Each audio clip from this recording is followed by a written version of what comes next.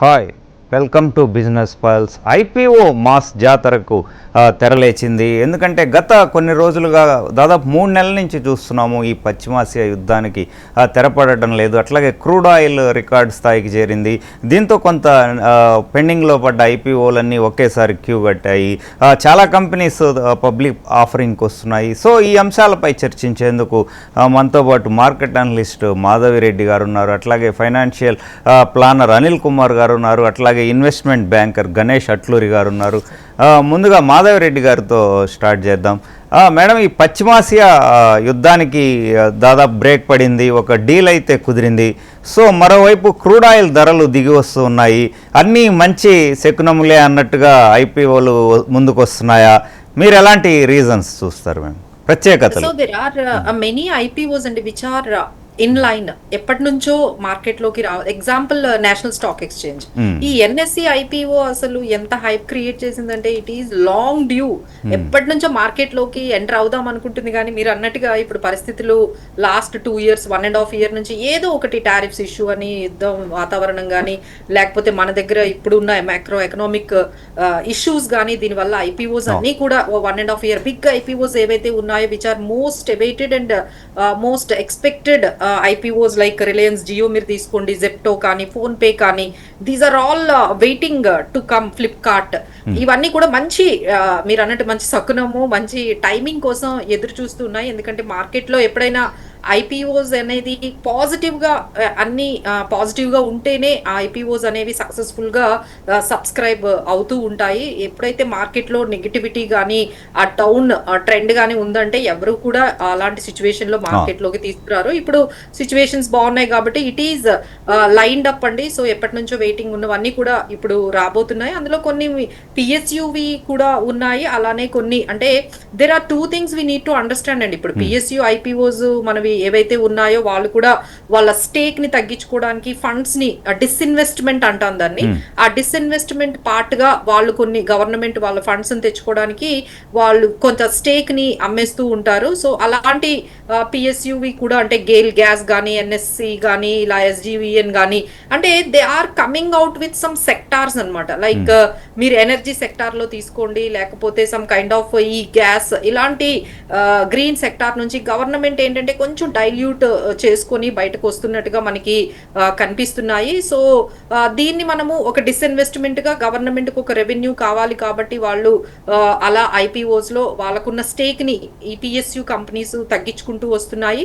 అది ఒక part of PSU IPO మనకి క్రైటీరియా అని చెప్పొచ్చు డిస్ఇన్వెస్ట్మెంట్ అనేది. వెన్ ఇట్ కమ్స్ టు ఈ కార్పొరేట్ ఏవైతే హైయెస్ట్ హైప్ ఉన్న మనకి పబ్లిక్ కి రాబోతున్న ఐపీఓస్ అయితే అన్ని ఐపీఓస్ కి కూడా మనము అంతా బై చేయమని మనం చెప్పలేమండి. ఆఫ్ కోర్స్ చాలా హైప్ ఉన్నవి అంటే ఎక్కువ మీడియా హైప్ ఉన్నవి అయితే అసలు మనం కొంచెం దూరంగా ఉండమని చెప్తాము. బట్ ఎనీహౌ వాల్యూషన్స్ చూసుకుని అంటే ఈ కంపెనీలని ఎలా సెలెక్ట్ చేసుకోవాలి ఐపీఓస్కి వస్తే అంటే మీకు ఆ కంపెనీ బిజినెస్ కానీ నచ్చి లిస్ట్ అయిన తర్వాత కూడా మీరు ఆ కంపెనీతో నేను జర్నీ చేయాలి అనుకుంటున్నాను అని మీకైతే కన్ఫర్మ్ గా అనిపిస్తుందో అప్పుడు మాత్రమే ఐపీఓలోకి వెళ్ళాలండి. ప్రతి ఐపీఓని కూడా మనం క్యాచ్ చేయడానికి ట్రై చేయకూడదు. ఎందుకంటే కొన్ని కంపెనీస్ ఏంటంటే వాళ్ళు ఎగ్జిట్ అవ్వడానికి అంటే ప్రమోటర్ కూడా కొంత మానిటైజ్ చేసుకుంటారు కదండి ఈ ఐపీఓస్ ద్వారా.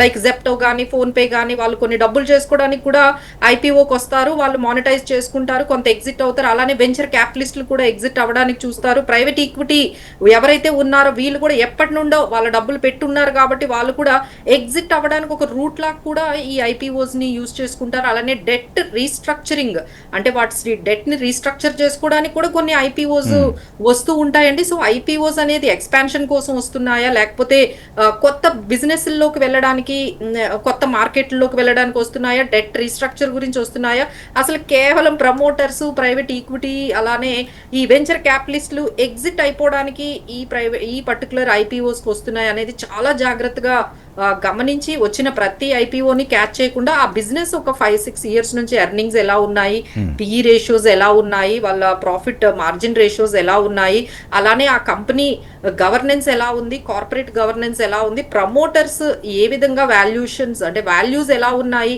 ఇవన్నీ గమనించి ఆ కంపెనీ గురించి మీరు బాగా స్టడీ చేసి మీకు ఆ కంపెనీ వేరబౌట్స్ బాగా తెలిస్తే అప్పుడు మనము ఐపీఓస్ లోకి వెళ్ళి అది మనం కంటిన్యూగా ఉందాము ఒక 5 ఇయర్స్ అనేది వెళ్ళాలండి. బట్ అఫ్ కోర్స్ ఇవన్నీ వాల్యూషన్ ఇవన్నీ బాగున్నాయి, but price is very important అండి. టూ మచ్ ఆఫ్ ప్రైస్ ఉన్నా అది మళ్ళీ మనకి చాలా ఇబ్బంది పడుతూ ఉంటుంది. సో వాల్యూషన్స్ కూడా మనం కొంచెం చూసుకొని వెళ్తే బాగుంటుందండి. రైట్ అండి. మన అనిల్ గారు, సార్ ఇప్పుడు చూసుకుంటే ప్రైవేట్ లిస్టెడ్ కంపెనీస్ వస్తున్నాయి, అట్లాగే పిఎస్యూస్ మేడం చెప్పినట్టుగా ఎల్ఐసి కావచ్చు, ఎస్బీఐ వెల్త్ మేనేజ్మెంట్ వస్తుంది. సో ఇది ఎట్లా అంటారు, కొంత అన్లాక్ ఆఫ్ ఎసెట్స్ అనుకోవచ్చా పిఎస్యూ వైజ్గా చూసుకుంటే, మీరేమంటారు? సో పిఎస్యూ వైజ్గా చూసుకుంటే కాంటెక్స్ ఇస్ డిఫరెంట్. అక్కడ ఏంటంటే ప్రభుత్వానికి కూడా తన డైవెస్ట్మెంట్ కోసము డిస్ఇన్వెస్ట్మెంట్ కోసం కూడా డబ్బులు కావాలి. ఎస్పెషల్లీ ఈ లైక్ లాస్ట్ ఫ్యూ మంత్స్ నుంచి కానివ్వండి, అదర్వైజ్ వాళ్ళ లిక్విడిటీ కోసము, అట్లాగే ఫిజికల్ డెఫిసిట్ మెయింటైన్ చేయడానికి ప్రభుత్వం కంపల్సరీ డబ్బులు రేజ్ చేయాల్సి వస్తుంది. ఈ సంవత్సరం ఏంటంటే కంపల్సరీ ఎక్కువగా అవసరం రావచ్చు. లాస్ట్ ఫ్యూ మంత్స్లో వాళ్ళకి రెవెన్యూ తగ్గిపోయింది, ఎక్సైజ్ డ్యూటీ తగ్గించారు ఫ్యూయల్ వల్ల, అండ్ మిగిలిన సెక్టార్లోంచి కూడా కొంచెం వాళ్ళ రెవెన్యూ తగ్గించుకోవాల్సి వచ్చింది పెట్రోల్ డీజిల్ ధరలు అలాగే మెయింటైన్ చేయడానికి. సో అలాంటప్పుడు ఏంటంటే కంపల్సరీ ప్రభుత్వానికి ఇంకొక సోర్సెస్ కావాలి. అందుకోసమే ఈ సంవత్సరం ఇవి మీరు చెప్పిన 2-3 కంపెనీలే కాదు, ఇంకా much more number of companies ఈ ఫైనాన్షియల్ ఇయర్లో ఎస్పెషల్లీ పిఎస్యూస్ రాబోతా ఉన్నాయి. And existing PSUs already list అయిన వాటిల్లో కూడా ప్రభుత్వం తన యొక్క ఏమంటారు వాటాను తగ్గించుకొని కొంచెం ప్రైవేట్గా డబ్బులు రేజ్ చేసే అవకాశాలు ఎక్కువగా ఉన్నాయి. And most of the PSUs also వాటికి కూడా కొన్ని ప్రభుత్వం డిస్ఇన్వెస్ట్మెంట్ కోసమే కాకుండా వాటి క్యాపిటల్ కూడా రిక్వైర్మెంట్ చాలా ఉన్నాయి, వెదర్ ఇట్స్ బ్యాంక్స్లో కానివ్వండి, అదర్ సెక్టర్స్లో పిఎస్యూస్ కూడా. సో వాటి కోసం కూడా వచ్చే అవకాశం ఉంది. And most of them are actually ఫేవరబుల్గా ఉన్నాయి. పిఈ రేషియోస్ చూసుకున్న, ప్రైస్ టు బుక్ చూసుకున్నా కానీ when compare to other private non government non PSUs ఉన్నాయో వాటికన్నా ఇవి జనరల్గా తక్కువ వాల్యుయేషన్లో ఉంటాయి. సో ఆ లెక్కగా చూసుకున్నా కానీ మార్కెట్స్కి కానీ ఇన్వెస్టర్స్కి కానీ ఇంకా కొత్త ఆపర్చునిటీస్ విచ్ ఆర్ అన్లాక్ అవుతాయి. ప్రభుత్వానికి మాత్రం ఈ ఐపీఓస్ నుంచి పిఎస్యూ ఇట్లాంటి ఆర్ ఫాలో అప్ సేల్ వల్ల రెవెన్యూస్ కూడా కొంచెం ఎక్కువగా ఉంటాయి. వాళ్ళ ఇష్యూస్ని కవర్ చేసుకోవడానికి, ఎస్పెషల్లీ ఫిజికల్ డెఫిసిట్ని కవర్ చేసుకోవడానికి పనికి వస్తుంది. అండ్ ఇన్వెస్టర్స్ కూడా వైడ్ పూల్ దొరుకుతుంది. లేకపోతే ఓన్లీ రిస్క్ క్యాపిటల్ అంతా తీసుకెళ్ళి ఇప్పుడు ఇట్లాంటి జెప్టో లాంటి ఏవైతే ఇంకా స్టిల్ లాస్ మేకింగ్ కంపెనీస్లో పెట్టే కన్నా షార్ట్గా ఆల్రెడీ ప్రాఫిటబుల్ ప్రూవెన్ ఉన్న కంపెనీస్లో పెట్టడానికి కూడా ఇన్వెస్టర్స్కి మచ్ బెటర్ ఆపర్చునిటీస్, ఎవరైతే సేఫ్ కొంచెం ఐపీఓలో కూడా వాళ్ళకు కూడా అవకాశాలు ఉంటాయి. రైట్ అనిల్ గారు. అట్లాగే గణేష్ గారు, ఇప్పుడు చూసుకుంటే నంబర్స్ 2 మంత్స్లో దాదాపు 12 కంపెనీస్ 60,000 crore పైగా సమీకరించాలని టార్గెట్ పెట్టుకున్నాయి. సో ఇంత షార్ట్ స్పాన్లో ఈ హ్యూజ్ అమౌంట్ అయితే వాళ్ళ టార్గెట్ ఉంది. అయితే లిక్విడిటీ ఇష్యూస్ ఏమన్నా వచ్చే 60,000 కోట్లకి లిక్విడిటీ ఇష్యూ అయితే పెద్ద ఏం రాదండి జనరల్గా. అంటే ఇప్పుడున్న కండిషన్స్ ప్రకారం చూసుకున్నా కూడా మనకి ఎస్ఐపిస్ పార్టిసిపేషన్ ఉంది కదండి. ఉంది అంటేనే మార్కెట్లోకి ఇన్ఫ్లో అవుతుంది కదా. సో అది పెద్ద ప్రాబ్లం కాదు. కానీ మార్కెట్ సెంటిమెంట్ బాగున్నప్పుడు జనరల్గా ఐపీఓస్ వస్తుంటాయి, మనకు తెలిసిందే. లాస్ట్ ఇయర్ 375 పైగా ఐపీఓలు వచ్చినాయి. మెయిన్ బోర్డులో మనకి ఎస్ఎంఈలో ఎక్కువ వచ్చినాయి, మెయిన్ బోర్డులో నోటెడ్ దగ్గరికి వచ్చినాయి. ఇప్పుడు ఈ 6 మంత్స్లో కూడా చూసుకుంటే మనకి 104 కంపెనీస్ దాకా మనకి ఐపీఓస్కి వచ్చినాయి. అందులో కూడా మనకి ఎస్ఎంఈ సెగ్మెంట్ ఎక్కువ వచ్చినాయి. సో ఈ ఎస్ఎంఈ సెగ్మెంట్లో కొంచెం మార్కెట్ క్యాప్ తక్కువ ఉంటుంది కాబట్టి నాకు తెలిసి అంత లిక్విడిటీ ఇష్యూ అయితే రాకపోవచ్చు అండి. రైట్ అండి. మాధవ్ గారు, ఇప్పుడు చాలా కంపెనీ దాదాపు డజన్కి పైగా ఐపీఓస్ రాబోతున్నాయి. ఇందులో మీరు అన్నట్టు క్వాలిటీ పిక్స్ ఎట్లా తీసుకోవాలి ఇన్వెస్టర్స్? అంటే మనకు కొన్ని లెసన్స్ అయితే మర్చిపోకూడదండి. I hope we are all remembered LIC. మనందరికీ బాగా తెలుసు, మచ్ హైప్ తో వచ్చింది, లార్జ్ అంటే లార్జ్ ఇష్యూతో వచ్చింది. సో ఈ డజంట్ గ్యారంటీ అండి, అంటే పెద్ద ఒక 30,000 crores 35,000 crores ఇట్లాంటి పెద్ద ఐపీఓస్ వస్తే అది ఖచ్చితంగా సక్సెస్ అవుతుంది.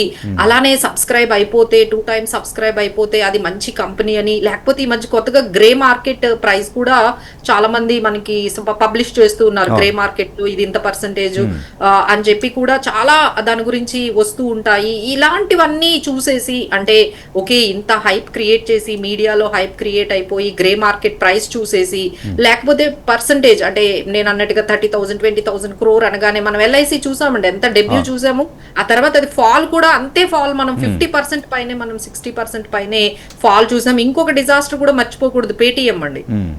పేటిఎం లో కూడా మనం గమనించాము అది ఎక్కడ అది లిస్ట్ అయింది, అసలు ఎంతవరకు అది ఇప్పుడు 70-80% తక్కువలోకి వెళ్ళిపోయింది. సో ఇలాంటివి క్రాషెస్ కూడా పెద్ద పెద్ద ఐపీఓలని ఎక్స్పెక్టేషన్స్ పెట్టుకున్న ఐపీఓల్లో కూడా ఇలాంటి డిజాస్టర్స్ జరుగుతాయి అని అర్థం చేసుకొని ఇందులో రిస్క్ ఉంటుంది అని తెలుసుకొని అందరూ కూడా రావాలండి. We should not leave that lessons. ఒకసారి మనము అవన్నీ చూసుకోవాలి. బట్ ఈసారి ఏంటంటే SBI we are feeling little bit, ఎందుకంటే వాళ్ళు ప్రూవెన్ ట్రాక్ రికార్డ్ ఉంది ఎస్బీఐ ఫండ్స్ మేనేజ్మెంట్ లో. అంటే ఇప్పుడు ఏదైనా మనం మీరు ఏదైనా జెప్టో చూసుకోండి, లేదు ఎస్బీఐ చూసుకోండి, ఎలా మనం గమనించుకోవాలంటే వాళ్ళ పీర్ కంపారిజన్ అండి. ఇప్పుడు ఎగ్జాంపుల్ ఎస్బీఐ అనేది హ్యూజ్ ఏఎంసీ, ఈ ఏఎంసీ మిగతా ఏఎంసీ అంటే హెచ్డిఎఫ్సి ఏఎంసీ కానీ ఐసిఐసి ఏఎంసీ కానీ ఈ ఏఎంసీలు తో కంపేర్ చేస్తూ వాటి రిటర్న్స్ ఎలా ఉన్నాయి, వాటి గ్రోత్ ఎలా ఉంది, వాటి బిజినెస్ ఎలా ఉంది, వాటి రేషియోస్ ఎలా ఉన్నాయి, ఇలా పీర్ కంపారిజన్ అనేది చాలా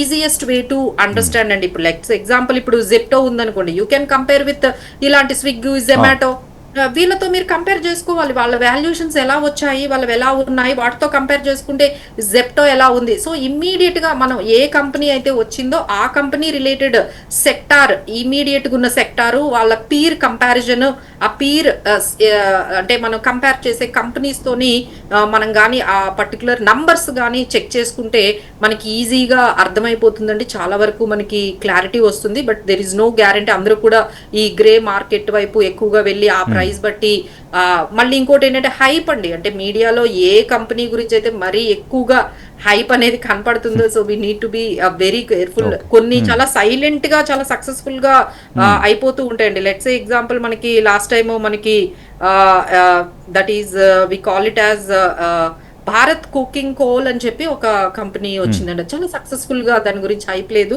బట్ చాలా. అలాగే ఎల్జీ ఎలక్ట్రానిక్స్ కూడా చాలా బాగా మనకి వచ్చింది. సో ఇలా కొన్ని మనము ఏవైతే వాల్యుయేషన్స్ బాగున్నాయి, తక్కువ ప్రైస్ కి మనకి వాల్యుబుల్ ప్రైస్ కి అవైలబుల్ గా ఉన్నాయి అంటే definitely we can get in to that IPOs. But you should have that ability to study. అందరూ వెళ్ళిపోకుండా అందులో మనకి స్టడీ చేయగలిగే, లేదు అంటే we do always recommend అండి, డోంట్ గో ఫర్ రష్. మీకు సెకండరీ మార్కెట్ లో definitely you will get a chance. అన్నిట్లో కూడా మీకు అంటే 90% ఐపీఓస్ లో మీకు సెకండరీ మార్కెట్ లో డెఫినెట్ గా కూడా కొంత మంచి ప్రైస్ కి అవైలబుల్ గా ఉంటాయి. మీరు ఇంకా ఈ రోజు అంటే ఈ రోజు తప్ప ఇక రేపు లేదు అన్నట్టుగా ఒక్కసారిగా ఐపీఓలో మనము వెళ్ళిపోవాల్సిన అవసరం లేదు. డెఫినెట్లీ అది లిస్ట్ అవుతుంది, సెకండరీ మార్కెట్ లో లిస్ట్ అయిన తర్వాత you will get some fair price. Definitely అది మనకి ఇంకా దొరకదు, మనం దాన్ని ఎప్పుడు బై చేయలేము అన్నట్టుగా మనము వెళ్లాల్సిన అవసరం లేదండి. లైక్ ఎల్ఐసి అప్పుడు ప్రైమరీ మార్కెట్ కన్నా సెకండరీ మార్కెట్ లో చాలా తక్కువకే అవైలబుల్ గా వచ్చింది. అందరూ ఇప్పుడు కూడా అది ఇంకా తక్కువకే మనకి అవైలబుల్ గా మన చాలా సార్లు బై చేసుకుంటూ ఉన్నారు. So need not to like so much rush. There is always a space in the secondary market. Secondary market లో కూడా మనకి అది వాల్యుబుల్ గా అంటే మనకి దొరుకుతుంది. So don't go behind every IPO. But ఏవైతే కొంచెం పీర్ కంపారిజన్ నేను చెప్పినట్టుగా మీకు సెక్టార్ లో అది చాలా బెస్ట్. లైక్ ఎస్బీఐ మా ఫండ్స్ మేనేజ్మెంట్, ఏఎంసీ బిజినెసెస్ లో వీళ్ళ బిజినెసెస్ బాగుంది. ఏఎంసీలో ఈ ఎస్బీఐ ఫండ్స్ కానీ ఏఎంసీ వాళ్ళకున్న హ్యూజ్ ఫండ్ సైజ్ కానీ లేకపోతే ఏయుఎం కానీ చాలా బాగుంది, వీళ్ళు చాలా కాంపిటేటివ్ గా ఉన్నారంటే డెఫినెట్లీ ఎస్. వాళ్ళు కాంపిటేటివ్ గా ఆ బిజినెస్ లో ఉన్నారు అంటే డెఫినెట్లీ ఎస్ అండి. That is a very good like pin point to go for IPO. Right అండి. అనిల్ గారు, ఇప్పుడు చూసుకుంటే సైజ్ మ్యాటర్స్ అన్నట్టు ఎంత సమీకరిస్తున్నారనే నంబర్ని బట్టి బ్లాక్ బస్టర్ ఐపీఓ అంటున్నారు. రిటర్న్స్ వైజ్ చూస్తే కొన్ని కంపెనీలు మాధవ్ గారు చెప్పినట్టుగా డిజాస్టర్ ఇదవుతున్నాయి, ఇన్వెస్టర్స్కి హ్యూజ్ లాసెస్ రిటైల్ ఇన్వెస్టర్స్కి అవి లిస్ట్ అయిన సందర్భంగా చూసాము. సో మీరు ఎలాంటి సజెషన్స్ ఇస్తారు? ఏమన్నా సెగ్మెంట్ వైజ్ కూడా వెళ్ళాలా, బేరీజ్ వేసుకోవాలంటారా? ఓన్లీ సైజే కాకుండా సైజ్ డజంట్ మ్యాటర్ అండి. ఐపీఓలో మనకు at the end of the day మనం ఇన్వెస్టర్స్ తరపున మాట్లాడుతున్నాము. ఇన్వెస్టర్స్ తరపున మాట్లాడినప్పుడు ఏంటంటే సైజ్ ఎంత 10,000 కోట్ల, 15,000 కోట్ల, 100 కోట్ల, 200 కోట్లు రైజ్ చేస్తున్నారు అనేది ఇంపార్టెంట్ కాదు. అక్కడ ఏ వాల్యుయేషన్ మీద నేను కొంటున్నాను, ఏ స్టేజ్ ఆఫ్ బిజినెస్లో నేను ఎంటర్ అవుతున్నాను అనేది మ్యాటర్స్ మోర్. అండ్ మాధవి గారు చెప్పినట్టు ఆ సెక్టర్లో మనకున్న ఈ కంపెనీకి ఉన్న ప్రాఫిటబిలిటీ ఏంటి, దీనికి ఉన్న అడ్వాంటేజెస్ ఏంటి, కాంపిటేటివ్ అడ్వాంటేజెస్ ఏంటి. ఇప్పటి వరకు వచ్చింది ఒక ఎత్తు ఏంటంటే మనం ఒకసారి లిస్టింగ్కి వచ్చేప్పుడు వాళ్ళ ఫైనాన్షియల్స్ అన్నీ కూడా చూసి మనం తీసుకుంటాము. బట్ ఇది సేమ్ థింగ్ సస్టైన్ అవుతుందా, ఈ కంపెనీకి ఏదైనా ఆ స్ట్రెంగ్త్ ఉందా మార్కెట్లో లీడర్షిప్ పొజిషన్కి అక్వైర్ చేసుకోవడానికి, కానీ సేమ్ ఏదైతే లెవెల్ ఆఫ్ ఇప్పుడున్న షేర్ అది కంటిన్యూ చేస్తుందా అది చూసుకొని. అండ్ ఇప్పుడు ఈ అడిషనల్ ఏదైతే వాళ్ళు రేజ్ చేస్తున్నారో ఆ డబ్బులు దేనికి వాడుతున్నారు. ఓన్లీ ఎగ్జిస్టింగ్ ఇన్వెస్టర్స్కి ఎగ్జిట్ ఇస్తున్నారు అనుకోండి, అది డేంజరస్ సిగ్నల్. బికాజ్ అప్పుడు వాళ్ళ గ్రోత్కి క్యాపిటల్ కానీ ఆర్ ఇన్వెంటరీ పెంచడానికి కానీ కొత్త కెపాసిటీ పెంచడానికి కానీ అడిషనల్గా కంపెనీ ఏదైనా ఐపీ కొనడానికి కానీ వేర్ ఫ్యూచర్ యాక్టివిటీస్కి ఆ రెవెన్యూస్కి ప్రాఫిటబిలిటీకి ఏదైనా ఒకటి పెరగడానికి లేకుండా ఓన్లీ ప్యూర్గా ఎగ్జిట్గా ఇస్తుంటే మాత్రం దానికి దూరంగా ఉండాలి. అట్లాంటివి చూసుకోవాలి. కానీ సైజ్ అస్సలు డజంట్ మ్యాటర్. కాకపోతే ఏంటంటే ఫస్ట్ థింగ్ ఫర్ షూర్ చూడాల్సింది మాత్రం ఏ కంపెనీ అయితే వస్తుందో దాని ఇంటెన్షన్ ఏంటి, అది ఫస్ట్. సెకండ్ వాళ్ళ పర్పస్ నేను చెప్పినట్టు ఇంతకుముందు దేనికోసం చూస్తున్నారు.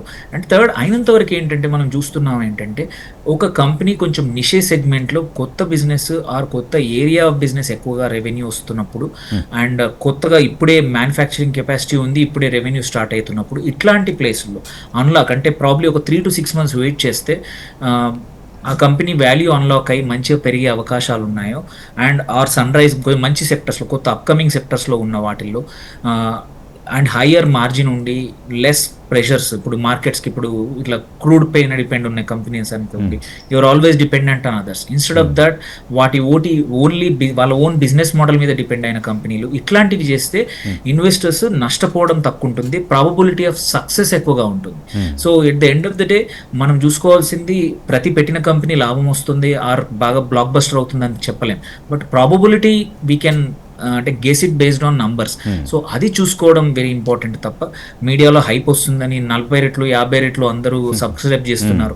మోస్ట్ ఇంపార్టెంట్ ఏంటంటే అందరూ సబ్స్క్రైబ్ చేస్తున్నారు కాబట్టి నేను చెయ్యాలి అనేది జనరల్గా ఒక క్రియేట్ అయిపోయింది. ఇట్లాంటివి వచ్చినప్పుడు టీవీలో యాడ్స్ కానీ పేపర్లలో యాడ్స్ కానీ సోషల్ మీడియాలో ఫుల్ హైప్ కానీ క్రియేట్ అవ్వడం వల్ల అరే I'm fear of missing out అనేది ఐపీఓలో చాలా చూస్తున్నాం.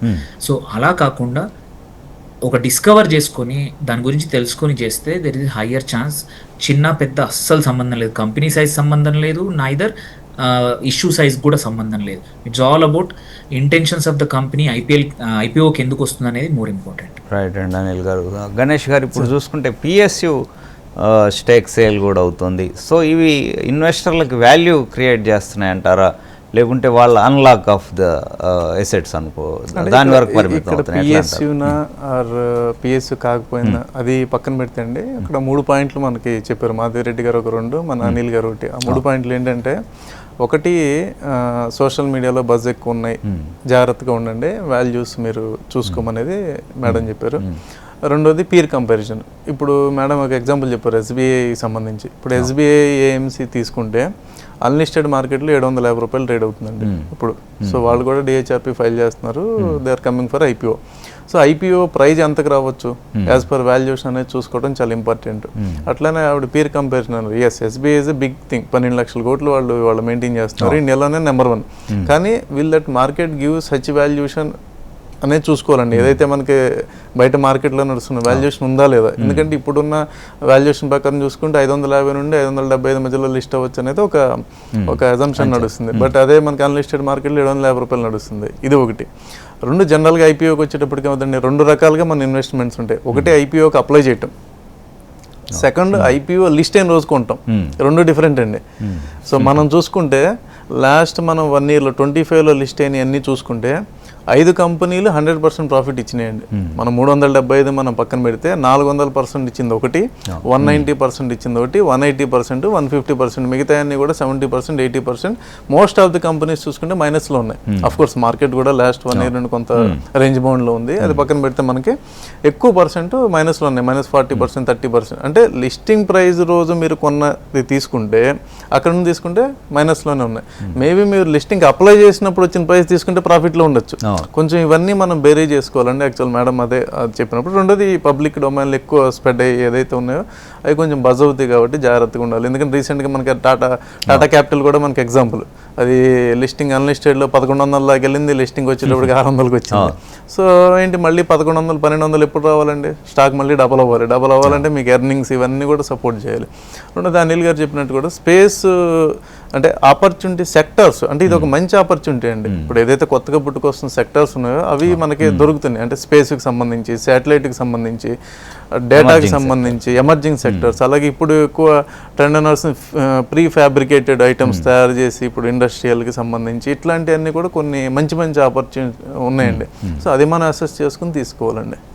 రైట్ అండి. మాధవరెడ్డి గారు, ఇప్పుడు చూసుకుంటే డిజిన్వెస్ట్మెంట్ టార్గెట్స్ ప్రకారం ఇప్పుడు మార్కెట్ కండిషన్స్ కొంత బెటర్ అయ్యాయి కాబట్టి మరికొన్ని పిఎస్యు రావచ్చు అంటారా షేర్ సేల్స్ త్రూ ఇష్యూస్ ద్వారా?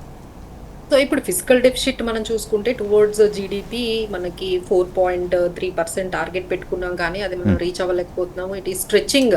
ఇంకా ఫిజికల్ డెఫిసిట్ అనేది ఈ వార్ వల్ల ఇంకా ఇంపోర్ట్ బిల్ పెరిగిపోయి 4.8%, ఇంకా 5% కూడా అది ఈ విధంగా స్ట్రెచ్ అయిపోతూ ఉంది. సో యూ మైట్ సీ, మీరు అన్నట్టుగా ఇంకొంచెం మన అనిల్ గారు చెప్పినట్టుగా ఈ ఫిజికల్ డెఫిసిట్ తగ్గించుకోవడానికి మరి ఎక్కడి నుంచైనా మనీ రెవెన్యూని తెచ్చుకోవాలి కాబట్టి definitely you might see some more అండి. బట్ ఇన్స్టెడ్ ఆఫ్ దట్ నేనేం చెప్తాను అంటే మీరు ఈ వీళ్ళు డిస్ఇన్వెస్ట్మెంట్ కి వచ్చిన ఈ కంపెనీస్ ని మీరు తీసుకోవడం కన్నా సెకండరీ మార్కెట్ లో మీకు ఎప్పుడైనా అవైలబుల్ గా ఉంటాయి, అవి తీసుకోవచ్చు.